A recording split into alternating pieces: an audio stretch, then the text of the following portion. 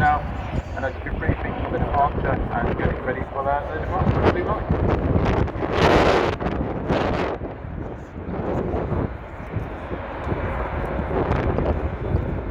So I guess that'll be you, Susan, sitting in that right-hand seat.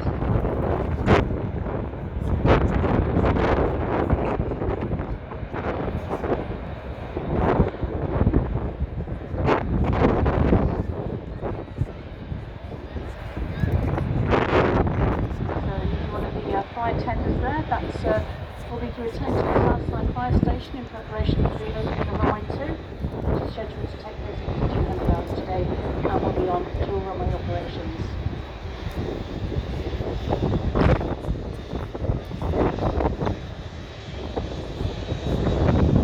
So give them a wave, they may or may not wave back, and Andy, just want to say why they may not be waving at this moment in time.